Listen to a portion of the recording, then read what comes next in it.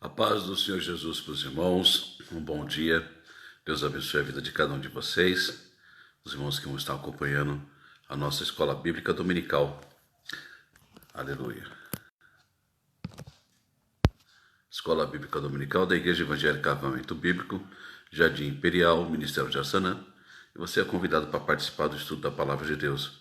Nós vamos fazer um estudo hoje, baseado no Evangelho de Lucas. E como de costume, vou esperar os irmãos dar um joinha, dar um sinal aí de que eu apertei esses botãozinhos certos. Os irmãos já vão me perdoando, tenho uma dificuldade muito grande aí com essa parte de tecnologia. E às vezes eu faço algum ato falho aqui. Apareceu já um joinha. Aleluia, glória a Deus. Vou cumprimentar a Irmandade. Alguns irmãos que foram entrando na live, né? Escola é bíblica, né? Vale sempre ressaltar isso. E por ser bíblica, você tendo uma Bíblia na sua casa, perto de você, você pode acompanhar a lição. Seja a Bíblia livro impresso, seja ela pelo celular, seja ela pelo notebook, pelo seu computador. Tendo uma Bíblia na mão, você vai conseguir acompanhar a lição e ter aproveitamento da aula. Grace, Sandro, Daphne, a paz do Senhor Jesus. Nilson Galvão, Regina, a paz do Senhor Jesus. Tem mais gente entrando aí na live. E Júnior de Acema Souza, a paz do Senhor Jesus. Deus abençoe. Amém. E mandar um abraço também para os colegas de serviço que acompanham as aulas da Escola Bíblica Dominical, né? Tanto o pessoal de Bragança como o pessoal também de Atibaia tem acompanhado. Um abração. Deus abençoe, sejam sempre bem-vindos aí, né? E ao decorrer da aula eu não vou conseguir responder comentários e não vou conseguir responder alguns acenos ou até mesmo saudar, até para não perder o fio da meada, para o bom desenrolar da aula, né? Então os irmãos já vão me perdoando. Por isso eu vou cumprimentar alguns irmãos agora nessa parte do início, enquanto o restante da Irmandade vai entrar aqui na live. Amanda, a paz do Senhor, Deus abençoe. E no decorrer da lição eu não vou conseguir cumprimentar, querido. Não fica chateado comigo não, já vai me perdoando em nome de Jesus. Amém? Glória a Deus por isso. Os irmãos já sinalizaram que está dando certa transmissão. E então nós vamos fazer uma oração para começar a aula, né? Nilson Galvão, paz do Senhor. Regina, paz do Senhor. Vamos fazer uma oração para começarmos a aula. Pedir para que Mancida, minha mãe, a paz do Senhor Jesus. Deus abençoe. Agora sim, vamos orar. Então, onde você estiver, por gentileza, feche seus olhos, inclina a sua cabeça. Vamos ter uma palavra de oração ao Senhor, o nosso Deus. Amém? Em nome de Jesus. Pai querido, queremos te agradecer por estarmos com saúde e na tua presença santa. Perdoa, Senhor, os nossos pecados e transgressões. Perdoa os meus pecados e as minhas transgressões, Senhor. Em nome de Jesus Cristo Nazareno. Senhor, e queremos te convidar para o Senhor presidir esta aula. Preside essa aula, querido Espírito Santo, com a tua graça e misericórdia. Preside não somente esta aula, mas o nosso entendimento daquilo que vamos estar absorvendo da tua santa palavra e aprendendo de ti, querido Espírito Santo. Meu Deus querido, que esse entendimento seja levado diante da cruz. Esse entendimento possa vir promover mudanças em nossas vidas conforme tua vontade. Que o Senhor venha colocar em nosso viver aquilo que precisa ser acrescentado. Que o Senhor precisa tirar de nosso viver aquilo que precisa ser removido. E que teu nome em tudo seja glorificado nessa parte da manhã. Jesus, querido amigo do caminho de Emaús, misericordioso Senhor, atende nossa súplica, Senhor Jesus, e nos ajude a entender os mistérios da tua palavra, aquilo que está escrito nesse santo livro de ti, o Senhor mesmo venha nos explicar nesta parte da manhã, não somente aos que estão ao alcance imediato desta voz, mas também, Senhor, os que vão estar ao alcance posteriormente, Senhor. O meu Pai amado, em nome de teu Filho Jesus, realiza esta obra. Muito obrigado, amém. Amém? Deus abençoe a vida dos irmãos. Nós vamos já estar começando. E para começar, eu gostaria de convidar você a abrir sua Bíblia, por gentileza, é claro, no Evangelho que escreveu Lucas, um médico amado. Nós vínhamos numa série de estudos sobre as parábolas de Jesus. Encerramos essa série de estudos e começamos agora uma série de estudos sobre os milagres de Jesus, que está escrito no Evangelho. Meu pai, José Pereira, a paz do Senhor Jesus. Daqui a pouco é dos pais, hein? Tá chegando, tá chegando. Nós vamos então começar um estudo sobre os milagres de Cristo Jesus, né? Os milagres de Cristo Jesus. E o milagre de hoje está escrito no Evangelho segundo escreveu São Lucas, o apóstolo, o servo do Senhor Lucas, o médico amado, ele nos escreveu. E aqui está registrado no Evangelho de Lucas, capítulo 7. Lucas capítulo 7, versículos 1 até 10. Vamos fazer a leitura? E, depois de concluir todos esses discursos para a audiência do povo, entrou em Cafarnaum. E o servo de um certo centurião, o qual era muito estimado por ele, estava doente e à morte. E, quando ouviu falar de Jesus, enviou-lhe uns anciões dos judeus, rogando-lhe que viesse curar o seu servo. E, chegando eles junto de Jesus, rogaram-lhe muito, dizendo: é digno que lhe concedas isto, porque ama a nossa nação, e ele mesmo nos edificou a sinagoga. E foi Jesus com eles, mas, quando já estava perto da casa, enviou-lhe o centurião uns amigos, dizendo: Senhor, não te incomodas, porque não sou digno de que entres debaixo do meu telhado. E por isso, nem ainda me julguei digno de ter contigo.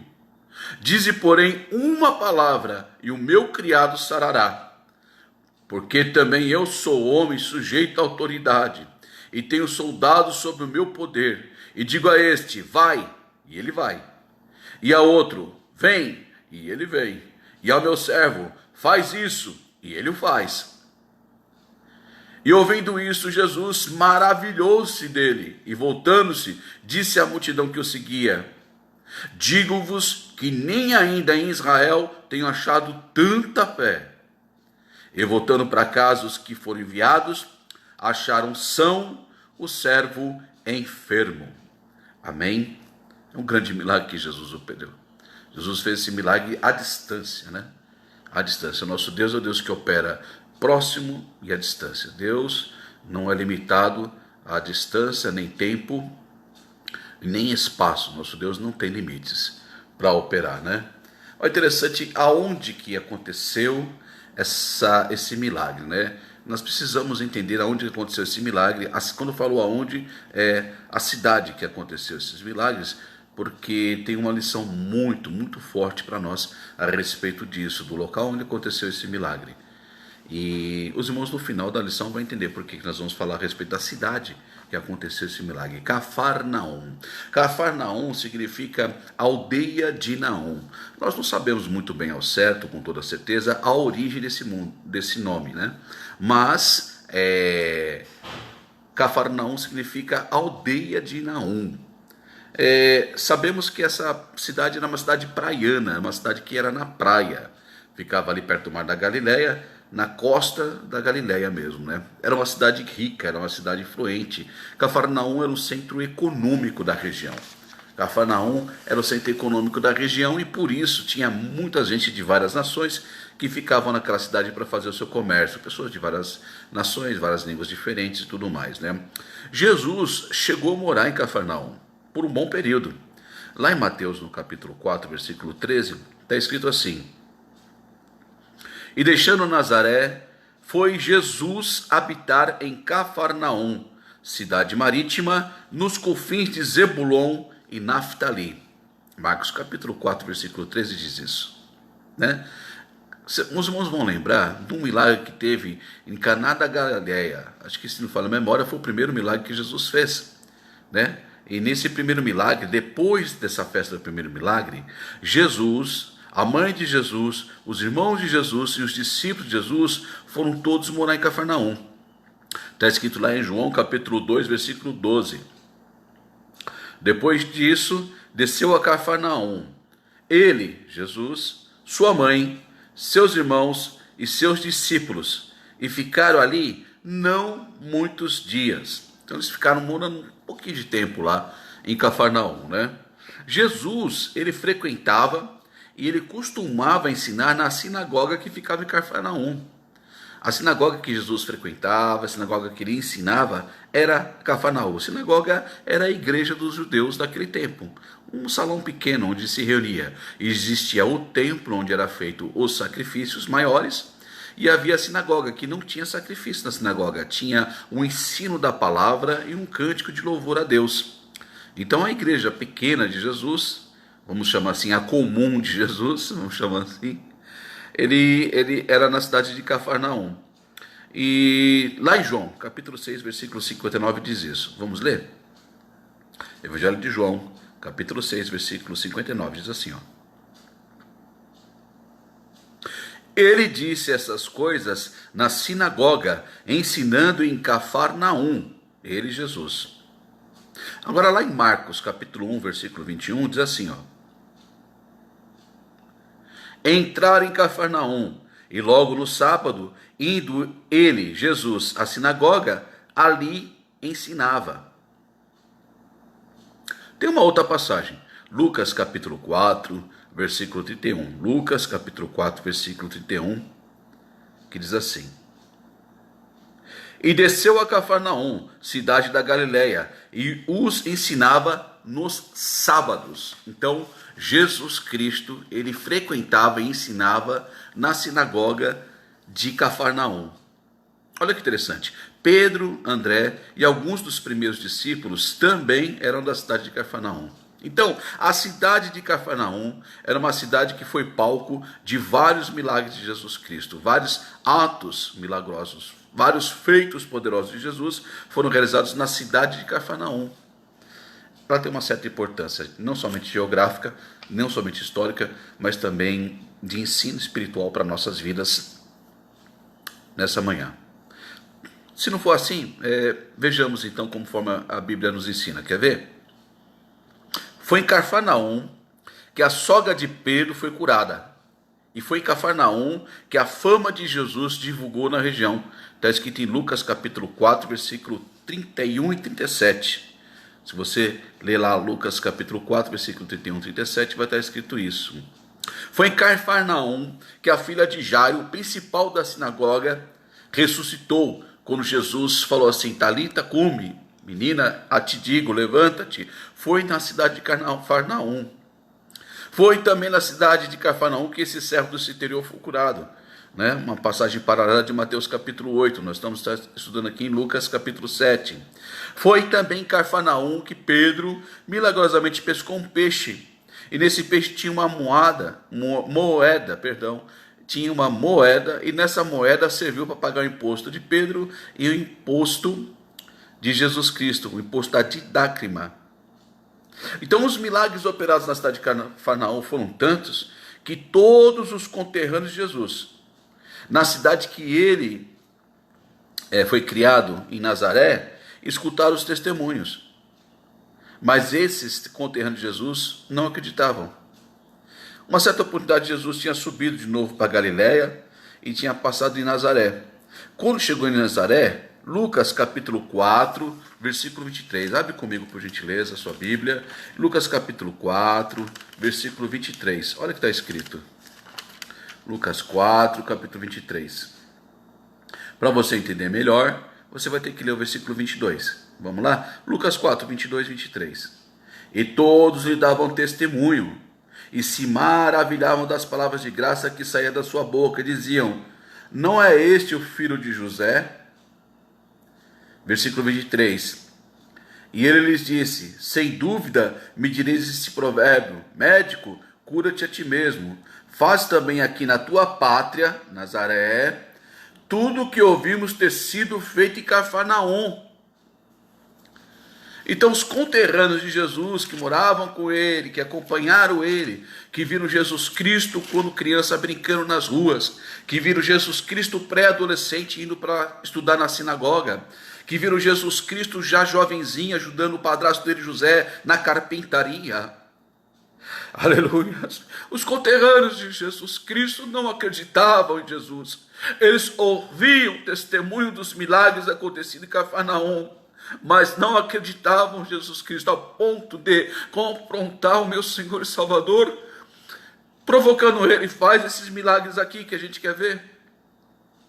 Estamos ouvindo que você faz milagre em Cafarnaum, mas faz aqui que a gente quer ver. Então Cafarnaum foi o palco onde Jesus Cristo operou grande parte dos milagres dele. Nós vamos estudar sobre os milagres de Jesus.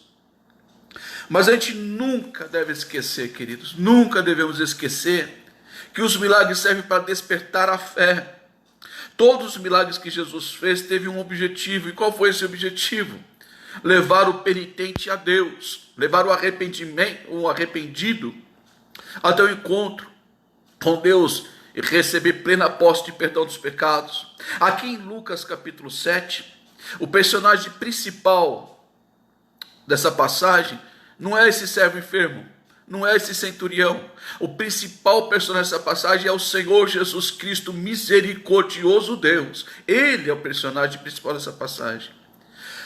O personagem secundário, sim, é o centurião romano. O personagem secundário, sim, é aquele servo enfermo. Mas o principal é o Senhor Jesus Cristo, o grande operador de milagres.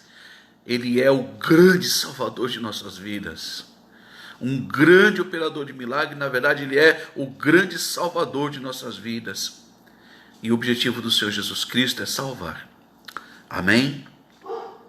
Tendo isso em vista, vamos dar continuidade aqui ao aprendizado da palavra de Deus. Centurião romano. Quem que é esse homem, centurião romano? A Bíblia não fala o nome dele. A Bíblia não fala a origem dele. Mas ele era uma pessoa muito conhecida na região. O que é o centurião? O centurião era um oficial militar romano, um oficial militar romano que era responsável de comandar uma centúria. Uma centúria era uma guarnição composta por 100 soldados. Centurião, 100 soldados. Tinha uma outra patente inferior chamado decurião. O decurião, ele cuidava de 10 soldados. O decurião é como se fosse um sargento ou um cabo. E o centurião seria como se fosse um capitão ou um major. Mais ou menos isso, tá? Nós vamos aprender muita coisa boa no estudo de hoje, querido. Mas nós temos duas lições principais que a gente tem que ter em mente, não perder isso em mente ao decorrer da lição. As duas lições principais, dentre tantas que nós vamos aprender, é como surge a fé e o que a fé conquista. Vamos lá? Lição principal da EBD de hoje: como surge a fé e o que a fé conquista. Amém? Tendo isso em mente, vamos começar então. Isso aqui foi somente a introdução. Como é que surge a fé? O centurião e o servo enfermo. Vamos pegar e analisar, começando por aí. O centurião romano e o servo dele enfermo. Lucas capítulo 7, mantenha a Bíblia aberta. Lucas capítulo 7, versículo 1, versículo 2, diz assim: e depois de concluir todos esses discursos para a audiência do povo, entrou em Cafarnaum.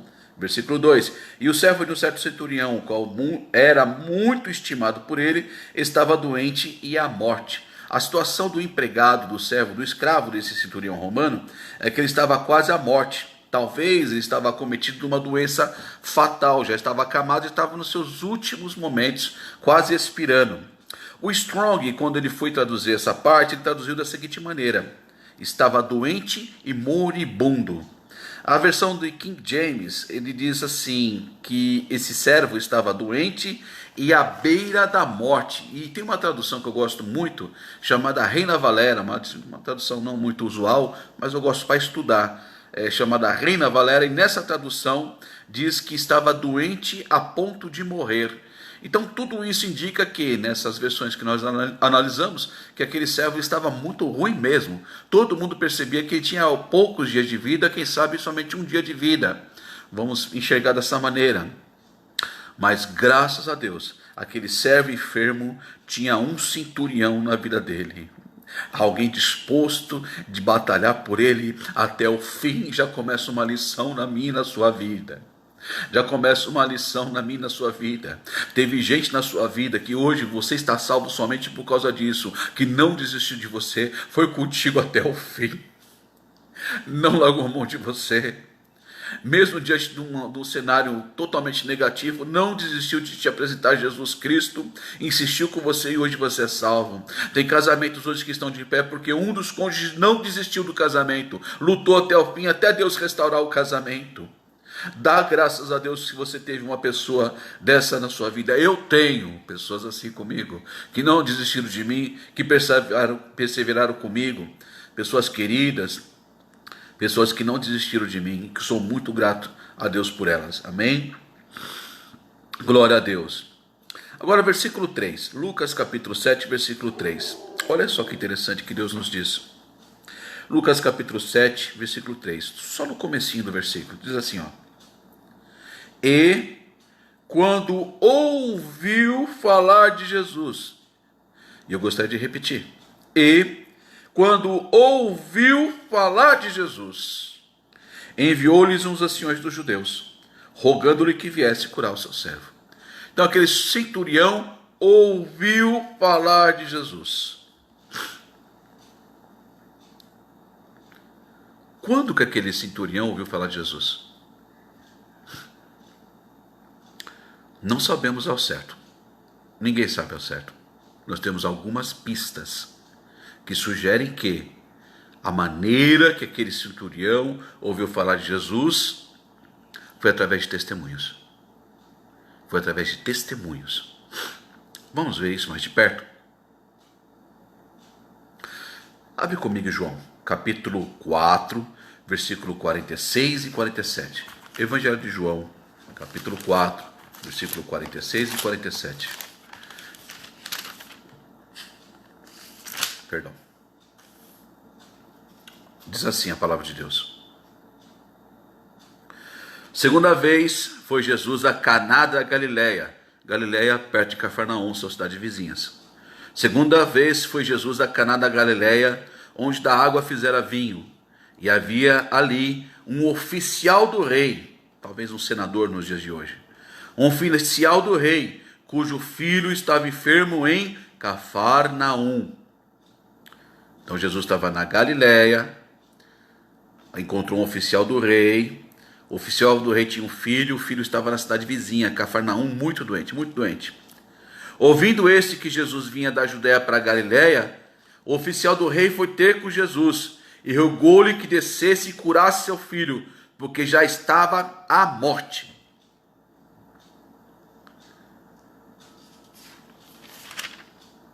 Então, queridos, esse oficial do rei, ele recebeu a cura do filho. Olha só que interessante, também à distância. Também à distância.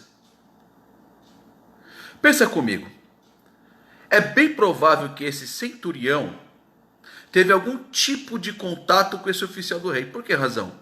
Porque os centuriões, eles eram responsáveis também, não somente de cuidar de 100 soldados, mas também de fazer a guarda pessoal de pessoas importantes do Império Romano. O Império Romano, eles escolhiam os centuriões para fazer uma guarda pessoal junto com algum grupo de soldados. É bem possível que esse centurião romano, esse do servo enfermo, teve contato com algum tipo de testemunho do oficial do rei, ou do próprio oficial do rei, ou de alguns empregados do oficial do rei. Nas reuniões que estiveram lá durante o quartel, alguma coisa assim, devem ter escutado um testemunho da cura do filho do oficial do rei. E foi aí que esse centurião romano ouviu falar de Jesus. Já fica outra lição para a gente. Romanos 10, 17 diz que a fé vem pelo ouvir, e o ouvir pela palavra de Deus. O que cria substância para a sua fé é o testemunho da palavra de Deus. É o testemunho da palavra de Deus que cria substância para a sua fé, querido. Você tem que se apegar à palavra de Deus, se apegar ao testemunho que é a palavra de Deus, dá dela mesmo para você, para a sua vida, para que a sua fé seja edificada, multiplicada e substanciada. Aleluia. Fortalecido na fé pela palavra de Deus. Amém? Aleluia. A segunda coisa que nós aprendemos é que a fé, ela não é um privilégio de um povo. Esse centurião romano, ele não era do povo de Israel, não. Ele era de um povo opressor, romano, que estava oprimindo o povo de Israel. Mas com certeza, quem não era da fé, mostrou para aquele povo da fé o que realmente é ter fé. Essa aqui é a verdade, queridos. Amém? Aleluia, louvado seja o nome do Senhor. Então, até aqui nós aprendemos como surge a fé. Nós vamos aprender agora o que a fé conquista. O que a sua fé pode conquistar. Até onde sua fé pode trazer algo, milagres, enfim, aquilo que você necessita, aquilo que você precisa. O que a sua fé conquista? Vamos lá ver? Mantenha comigo aberta a sua Bíblia em Lucas capítulo 7, por gentileza. A fé desse centurião romano, alcançou a cura para aquele empregado que ele gostava muito. Nós não sabemos ao certo por que razão que esse centurião romano estimava aquele empregado. Não era uma coisa comum ter esse sentimento de estima. Não sabemos. Será que aquele empregado era o pajem de armas? Né? O pajem de armas, ele era o que ajudava a carregar as armas de um guerreiro. Por exemplo, Davi, em algum tempo, ele foi pajem de armas de Saul. Será que aquele empregado enfermo era um pajem de armas desse centurião romano? Não sei. Será que aquele empregado enfermo era uma pessoa de bastante idade e que ajudou a criar esse centurião romano desde quando o centurião romano era menininho e por isso ele tinha uma ligação afetiva como se fosse um avô postiço, um avô de consideração? Nós não sabemos, a gente não podemos cogitar aquilo que a Bíblia não diz. A Bíblia diz que ele tinha um sentimento de carinho muito grande entre eles, um elo fraternal, um afeto muito grande, ao ponto que aquele centurião romano exercitou toda a fé para receber a cura no lugar daquele servo enfermo. Mas não foi só isso que aquele centurião romano alcançou. Não foi só isso, não. Além de alcançar a cura para aquele seu servo e amigo que estava enfermo, quase morto, tudo indica que a fé desse centurião conquistou mais coisas por reino de Deus. Nós temos algumas pistas de como isso aconteceu. Vejamos então. 3 anos e meio depois desse acontecimento, nós vamos ver uma outra passagem bíblica. Aparece um outro centurião, e aqui a Bíblia vai falar o nome dele, Cornélio. Atos dos Apóstolos, capítulo 10, diz que ele é um homem piedoso, temente a Deus, fazia esmola, ajudava as pessoas, tinha um bom coração, Cornélio, porque ele servia a Deus junto com a casa dele, né? Esse Cornélio teve fé em Cristo Jesus quando ouviu Pedro pregar a palavra de Deus. Eles receberam o batismo com o Espírito Santo. Eles foram batizados nas águas e foram salvos. Ele, a casa dele e os que estavam na casa dele. Pois bem, é bem provável que a fé do Cornélio começou pelo testemunho desse primeiro centurião aqui de Lucas capítulo 7. Pelo testemunho de cura desse primeiro centurião aqui de Lucas capítulo 7. Os centuriões tinham reuniões periódicas, e se reuniam no quartel, lá em Roma. Como se fosse uma reunião de oficiais militares.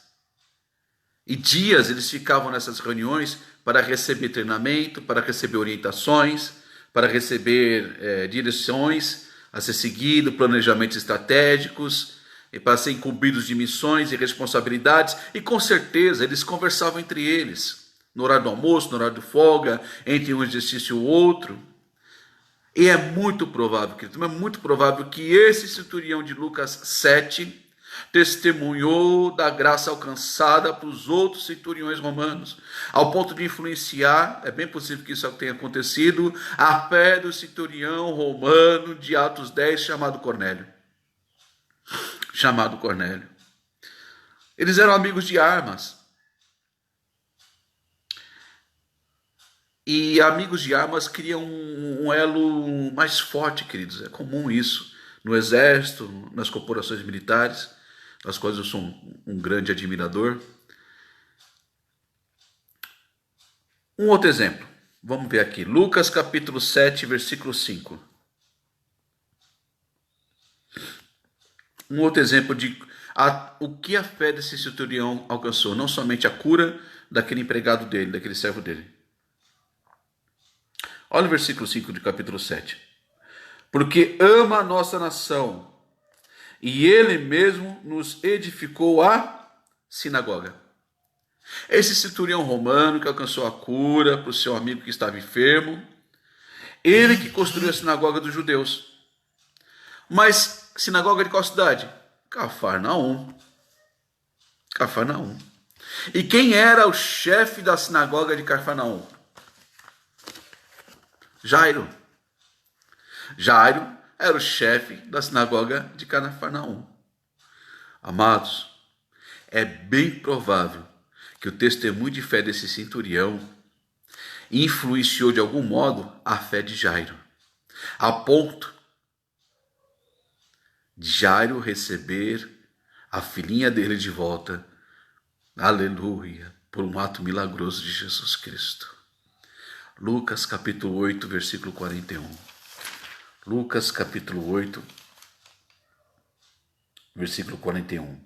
E eis que chegou um homem de nome Jairo, que era príncipe da sinagoga, e prostrando-se aos pés de Jesus, rogava-lhe que entrasse em sua casa, porque tinha uma filha única, de quase 12 anos, que estava à morte, e indo apertava a multidão. Nós vamos ter que pular agora, versículo 48. E ele lhe disse, tem bom ânimo. Versículo 49. Estando ele ainda falando, chegou um dos príncipes da sinagoga, dizendo, a tua filha já está morta, não incomodes o mestre. Versículo 50 agora. Jesus, porém, ouvindo, respondeu, não temas, crê somente e será salva.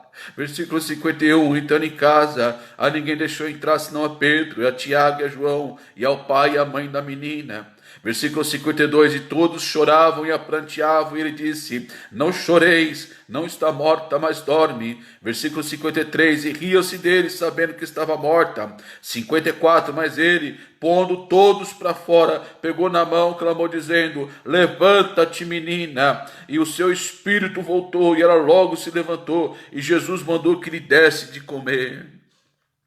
Aleluia. Oh, querido, é bem possível que quando aquele centurião romano recebeu a cura daquele empregado, e ele que edificou a sinagoga ali de foram os próprios principais da sinagoga de Cafarnaum que foram pedir para Jesus fazer esse milagre. É bem possível que esse milagre alcançado da fé desse servo, desse empregado que estava moribundo, quase à morte, enfermo e foi curado, é bem possível que esse milagre influenciou a fé de Jairo ao ponto de ele receber a filhinha dele de volta ressuscitada pelo Senhor Jesus Cristo. Aleluia. Essa é a terceira coisa que nós vamos aprender nesta parte da manhã. Você não sabe até onde Deus pode levar o seu testemunho de bênção alcançada, o seu testemunho de fé, o seu testemunho de vida transformada. A gente não tem a mínima ideia dos resultados alcançados sobre o nosso testemunho de fé, porque Deus pode levar o seu testemunho de fé, o seu testemunho de bênção alcançada até os lugares mais longínquos que você possa imaginar, e ali com esse seu testemunho fazer um grande milagre de operação na vida das pessoas que forem ouvindo isso. Aleluia. Posso falar rasgado? Você já contou quantas bênçãos Deus já te deu? E o que Deus já fez na sua vida? E você tem falado para as outras pessoas sobre isso? Você tem falado que Deus perdoou seus pecados, a vida miserável que você levava antes de conhecer Jesus? Aquilo que Ele fez na sua vida física, emocional, material, aquilo que Deus já te deu de conquistas, você tem repartido para outras pessoas. Quando você encontra Jesus, Ele é bom. E você tem que falar dessa bondade do Senhor para as outras pessoas. Deus não fez milagres na sua vida à toa. Foi para você dar testemunho, para que você possa edificar a fé das pessoas que ouvem o testemunho de milagre alcançado. Despertar da fé das pessoas para que o penitente se aproxime de Deus e tenha um encontro com Deus. O propósito de milagre na sua vida não é para te dar conforto, não é para te dar uma vida confortável de modo nenhum. Quando Deus faz milagre na sua vida, é para você testificar da grandeza de Deus, testemunhar de como Ele é bom para o seu viver, para outras pessoas que precisam desse mesmo Deus. Você precisa testemunhar de Deus, testificar de Jesus Cristo, o Senhor, o Salvador da sua vida, mas também o abençoador do seu viver. Amém? Sua casa foi abençoada, testifique disso. Sua saúde foi abençoada, testemunhe disso. Deus mudou sua vida, dando conquistas materiais e abençoando você com bens terrestres. Testifique disso, testemunhe disso. Desperte a fé das outras pessoas. Amém? Aleluia. Louvado seja o nome do Senhor Jesus Cristo. Louvado seja o nome do Senhor. Nós nunca vamos saber ao certo, queridos, e por completo, até onde vai o nosso testemunho de bênção alcançado, o nosso testemunho de fé, e o impacto que isso causa nas outras pessoas, e o resultado que isso traz para a vida de outras pessoas que ouvem o testemunho. Não compete a nós sabermos quais serão esses resultados, compete a nós semearmos o testemunho da palavra de Deus e testificar da grandeza do Senhor. Isso compete a mim, compete a você que está ouvindo. Amém? Você que está ouvindo, que já tem Jesus no seu coração, já teve uma vida transformada. Bem entendido. Louvado seja o nome do Senhor. Amados, tem uma coisa muito interessante na palavra de Deus. A Bíblia fala 2 vezes que Jesus Cristo ficou maravilhado. Por 2 ocasiões, a Bíblia fala que Jesus Cristo ficou maravilhado. E olha que interessante. As 2 ocasiões que fala que Jesus Cristo ficou maravilhado, essas 2 ocasiões está relacionado à fé. Essas 2 ocasiões que fala que Jesus ficou maravilhado está relacionado à fé. Veja comigo, Marcos, capítulo 6, versículo 4 até o versículo 6. Marcos no capítulo 6. Evangelho segundo escreveu Marcos no capítulo 6.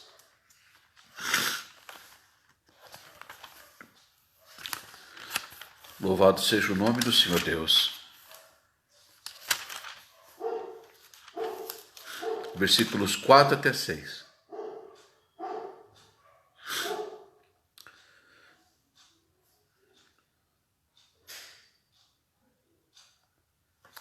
Vamos lá, Marcos 6, do 4 a 6, disse assim: E Jesus lhes dizia: Não há profeta sem honra, senão na sua pátria, entre seus parentes e na sua casa.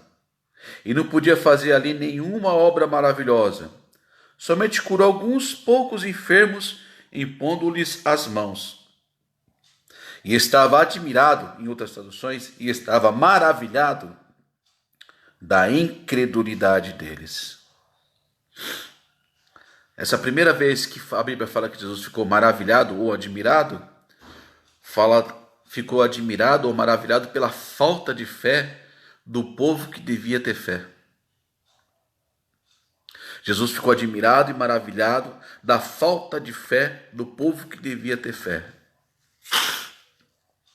Monilson, o que você quer dizer com isso? Eu vou falar meio rasgado, tá? Queridos, quem é o povo que tem que ter fé hoje em dia? É eu que sou crente. É você que é crente. Somos nós que somos crentes. Nós somos hoje o povo da fé. Será que Jesus Cristo não está assim maravilhado ou admirado pela nossa falta de fé? Só que nós estamos cometendo os mesmos erros que nossos amigos judeus cometeram nessa época de Jesus? O povo que era para ter fé não tinha fé. A figueira que era para ter um figo para poder comer, Jesus se aproxima, procura nas folhas, não acha um figo, não acha um fruto. Por isso que a Bíblia fala, que Jesus falou assim: quando o Filho do Homem voltar para a terra, porventura encontrará fé? O que aconteceu com a fé da igreja? Com a nossa fé, estou falando de mim, eu crente, você crente. Jesus ficou admirado pela falta de fé desse povo. Versículo 6, e estava admirado da incredulidade deles. Estava maravilhado porque eles estavam incrédulos. A palavra maravilhado aqui é de espantado, de admirado. Jesus foi procurar fé no povo da fé e não encontrou fé. Mas tem uma segunda passagem que diz também que Jesus ficou maravilhado e também é relacionado à fé. Nós vamos ter que voltar ao texto da lição, Lucas capítulo 7. O texto da lição, Lucas capítulo 7, lá no seu versículo 9, diz assim: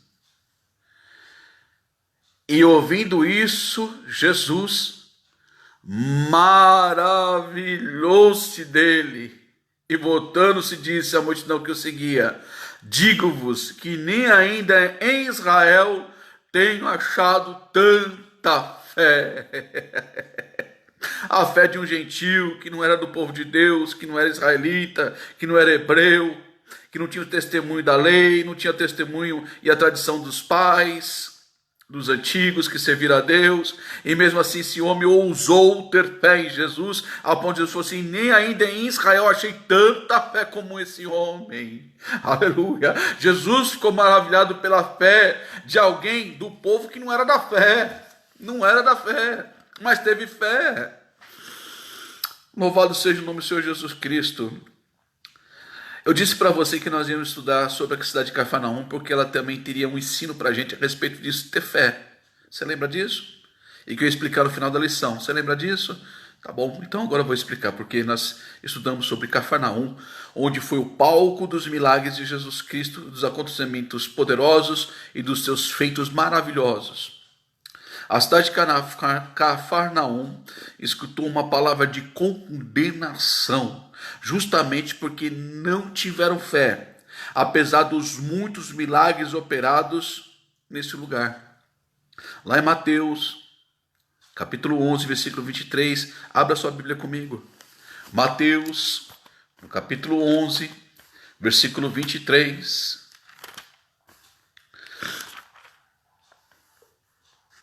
Mateus 11, 23, diz assim. Mateus capítulo 11, versículo 23. E tu, Cafarnaum, que foste erguida até o céu, serás abatida até o inferno, porque se em Sodoma tivesse feitos os prodígios que em ti se operaram, teria ela permanecido até hoje. E é esse o grande medo que eu tenho no meu coração, de você viver uma vida em busca de tantos milagres e receber esses milagres e não ter a sua fé despertada.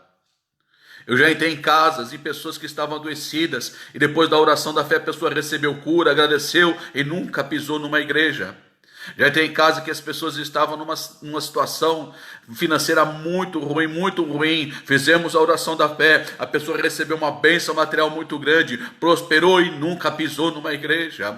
Os milagres que Jesus Cristo faz na minha vida, na sua vida, tem por objetivo despertar a sua fé, para você se apegar com Deus, do penitente ser salvo em Cristo Jesus e receber o perdão dos pecados, e se você ser crente, você ser mais crente ainda. Deus não faz milagre na sua vida à toa. O propósito dos milagres de Deus é para você se aproximar da pessoa bendita dele mesmo, do Deus abençoador. Aleluia! O Deus milagroso quer ter comunhão com você, não quer que você fique se apegando somente a milagres, a pão multiplicado na sua vida. Você tem que buscar o multiplicador dos pães e não o pão multiplicado. Aleluia! Glória ao nome do Senhor, glória ao nome do Senhor, porque o excesso de milagres na sua vida pode até mesmo endurecer seu coração se você não se converter a respeito disso.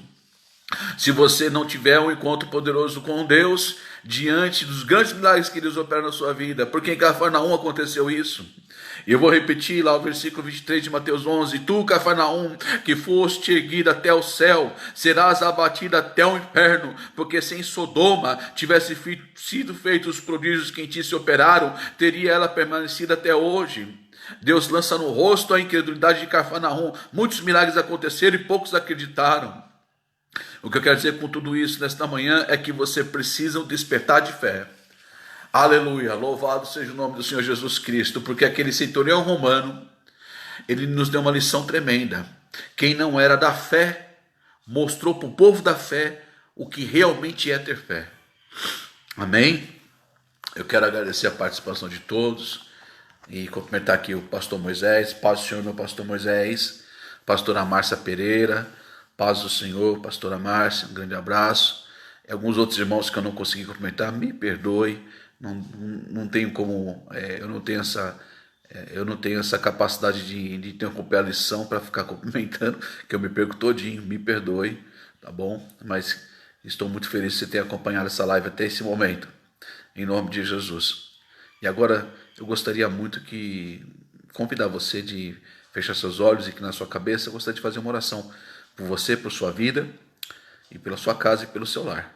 Amém? E se você está precisando de um milagre, o dono do milagre é Jesus. Amém? O dono do milagre não é a minha religião. O dono do milagre não é a minha igreja, que eu amo muito, avivamento bíblico. O dono do milagre, ele tem um nome, ele é Jesus Cristo. Nascido em Belém, criado em Nazaré, percorreu as ruas da Judéia, Samaria, Cafarnaum, ressuscitou dentre os mortos, está vivo para todo sempre e é o nosso advogado hoje perante a Deus. Esse Jesus, o filho de Maria, esse sim ele é o dono do milagre. Amém? Eu convido você a fechar seus olhos e que na sua cabeça vamos ter uma palavra de oração a esse nosso Deus. Amém? Oh meu Senhor, glória a teu nome. Aos que estão ao alcance desta voz e precisam de um milagre, faz um milagre acontecer, Senhor. Faz um milagre acontecer para o louvor e glória do teu santo nome. Em tua honra e por causa da tua palavra, faz um milagre acontecer. Eu não sei qual milagre que precisam. Alguns vai ser cura. Alguns vai ser, Senhor, restabelecimento da harmonia conjugal. Casamento que está quase desfeito. Outros é conversão de um ente querido. Outros é receber de volta um amigo, um parente que estava desviado, de volta à comunhão com o Senhor. Outros é um milagre material, estão precisando de um socorro de ordem financeira. Outros precisam, Senhor, de paz no coração, estão com ansiedade, estão com temores, fobias, doentes da alma, doentes, ó Senhor, da mente. Meu Deus, doente do corpo, meu Pai querido, em nome de Jesus Cristo, eu não sei o milagre que esse teu filho, sua tua filha, Senhor, está precisando, mas eu sei que poderoso é o Senhor para fazer um milagre, de perto ou de longe. Eita Deus, glória nada rabá, sui miniquion da labás.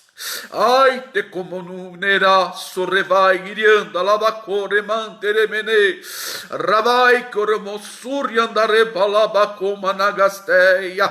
Oh, revalabassuri, mini entra com manúbia, labasturianda, labacai. Senhor, aonde estiver e alcance dessa voz, haja, Senhor, um milagre poderoso entrando neste lar, dissipa todas as trevas, ó Senhor Rei da Glória, desfaz toda obra contrária, meu Rei querido, no nome de Jesus Cristo, Senhor, e para a glória do teu nome santo, querido Espírito do Senhor Jeová, em o nome de Jesus Cristo Nazareno, opera, Senhor, nesta mente, neste coração, nessa vida, nesta família, trazendo paz e harmonia a este lar, para a glória do teu nome que é santo, trazendo libertação para a glória e louvor do teu próprio nome, em nome de Jesus Cristo, traga a salvação, para a glória do teu nome, Senhor, opera, Senhor, opera, nandrai, coromondre, farabiasteia, lavia, Romonde canteia, labassúria, darabia caia, dai corramanto, nábia, farabia sóbia, nábia comonúbia, labias testo, como nome nagassi. Deus, em o nome de Jesus Cristo, e para que o teu nome seja glorificado, Senhor. Muito obrigado, Pai amado, muito obrigado, bondoso Deus, em nome de Jesus. Amém, Senhor, glória a teu nome, amém. Aos que creem que a bênção está alcançada, possam dizer amém. E com essa palavra, encerra a Escola Bíblica Dominical. convidando você para participar das nossas lives, da nossa igreja, Avivamento Bíblico Jardim Imperial, Ministério Jassanã. Eu gostaria muito de agradecer toda a participação dos irmãos, e em especial do pessoal que nos acompanha. Tem muita gente que nos acompanha que não são ainda da igreja, não são crentes ainda, mas estão acompanhando. Muito obrigado. Tenho um grande abraço da parte do irmão Nilson e a paz do Senhor Jesus. Amém? Deus abençoe a vida de vocês.